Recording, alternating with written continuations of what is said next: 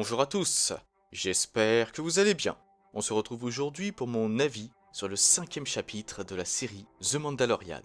Bien entendu, si vous n'avez pas encore vu ce chapitre sur Disney+, je vous conseille vivement de ne pas regarder cette vidéo.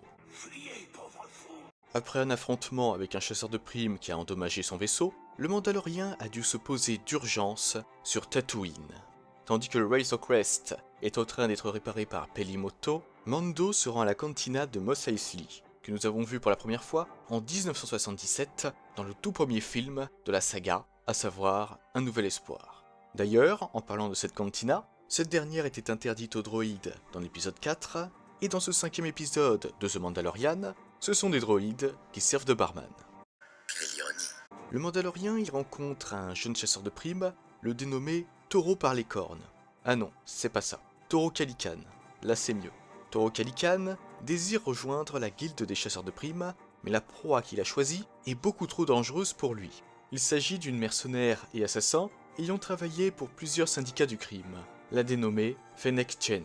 Oui, il a eu les yeux plus gros que le ventre. Calican demande ainsi l'aide du Mandalorien qui, malgré une certaine réticence, accepte finalement de lui servir de coéquipier. Après avoir capturé Fennec Shand, Taureau Calican se fait retourner le cerveau par sa proie qui le pousse à se retourner contre le Mandalorien, et ce, en lui proposant son aide. Bien qu'il ait décidé de se dresser contre son coéquipier, Vous l'avez dressé contre moi!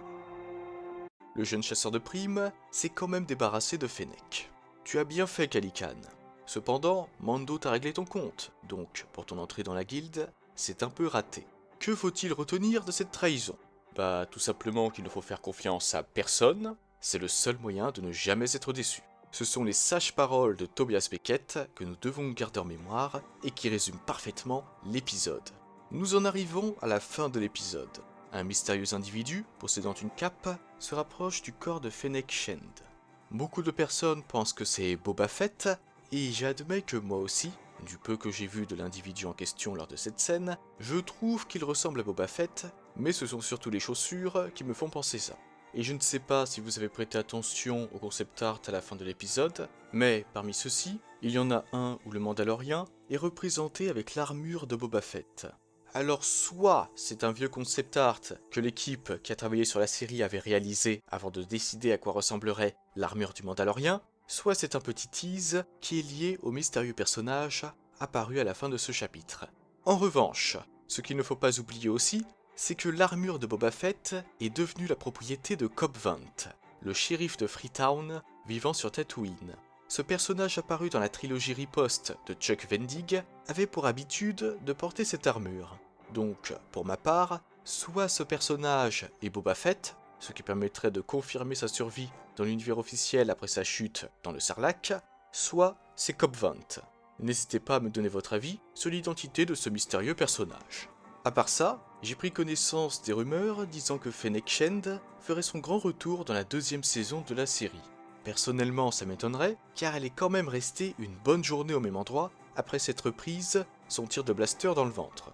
Mais comme dit Yoda, toujours en mouvement est l'avenir, donc nous verrons bien ce qu'il en est lors de l'arrivée de la 2e saison cet automne. Ainsi ai-je parlé. N'hésitez pas à me donner votre avis sur le 5e chapitre de The Mandalorian.